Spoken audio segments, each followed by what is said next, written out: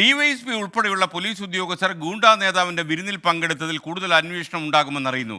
Police ഉദ്യോഗസ്ഥർ ഉൾപ്പെടെ 6 പേരാണ് തമ്മനം ഫൈസലിന്റെ വീട്ടിൽ വിരുന്നിൽ പങ്കെടുത്തത്. പോലീസ് നടത്തിയ പരിശോധനയ്ക്കിടെ ഫൈസലിനെയും സുഹൃത്ത് ഷബ്നാസിനെയും കരുതൽ അറസ്റ്റ് ചെയ്തു. വിരുന്നിൽ പങ്കെടുത്ത പോലീസ് ഉദ്യോഗസ്ഥരുടെ മൊഴി രേഖപ്പെടുത്തിയ ഘട്ടത്തിലാണ് ഡിവൈഎസ്പിയുടെ സാന്നിധ്യം പുറത്തായത്. ശുചിമുറിയിൽ ഒളിക്കുകയായിരുന്നു ഡിവൈഎസ്പി ചെയ്തത്. കഷ്ടം. വിനീത വി ജി നമുക്കൊപ്പം ചേരുന്നു കൊച്ചിയിൽ നിന്ന്. ഗുഡ് മോർണിംഗ് വിനീത വി ജി, വിവരങ്ങൾ പറയൂ.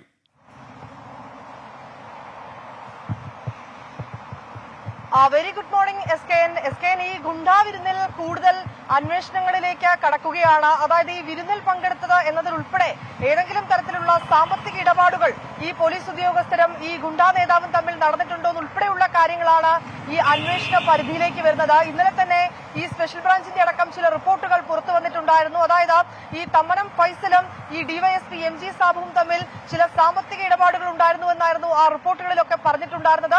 ഇതുകൂടി മുൻനിർത്തിക്കൊണ്ട് വളരെ വിശദമായ ഒരു അന്വേഷണത്തിലേക്കാണ് കാര്യങ്ങൾ കടക്കുന്നത്.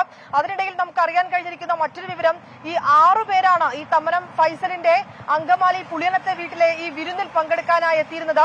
ഈ വിവരം അറിഞ്ഞ SIയും സംഘവും എത്തിയപ്പോൾ തന്നെ ഇതിൽ ഡിവൈഎസ്പി ശുചിമുറിയിലേക്ക് ഒളിച്ചിരുന്നു. ബാക്കിയുള്ള ആളുകളെ അവർ പോലീസുകാരാണെന്ന് മനസ്സിലാക്കി വളരെ വിശദമായി തന്നെ അവരെ ചോദ്യം ചെയ്യുകയും അവരുടെ മൊഴി രേഖപ്പെടുത്തുകയും ചെയ്തിട്ടുണ്ടായിരുന്നു.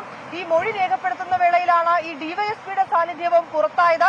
ഈ മൊഴിയിലെ വിശദാംശങ്ങളും ഒപ്പം തന്നെ ഈ ഡിവൈഎസ്പി ഈ പരിപാടിയിൽ ഈ വിരുന്നിൽ പങ്കെടുത്തുന്ന ഉൾപ്പെടെയുള്ള കാര്യങ്ങളൊക്കെ ചേർത്തുകൊണ്ടാണ് ആലുവ റൂറൽ SP ഈ റിപ്പോർട്ട് നൽകിയിരിക്കുന്നത്. ഈ റിപ്പോർട്ടിന്റെ കൂടി അടിസ്ഥാനത്തിലാണ് ഈ പോലീസ് ഉദ്യോഗസ്ഥർക്കെതിരെ ഇപ്പോൾ നടപടി ഉണ്ടായിരിക്കുന്നത്.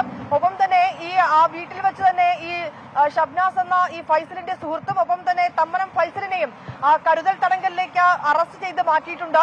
ഈ ഗുണ്ടാ വിളയാട്ടം വർദ്ധിച്ചു വരുന്ന സാഹചര്യത്തിൽ വിവിധയിടങ്ങളിൽ നഗരമേഖലകളിലേക്കടക്കം പോലീസ് കൂടുതൽ റെയ്ഡുകളും പരിശോധനകളും നടത്തുന്നുണ്ടായിരുന്നു.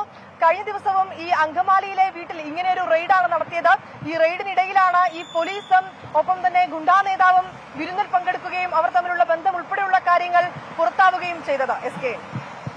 Okay, thank you Vineetha V G. വിധി ദിനത്തിൽ 24 മാജിക് ജൂൺ 4 ചൊവ്വാഴ്ച രാവിലെ 5 മണി മുതൽ 24-ൽ.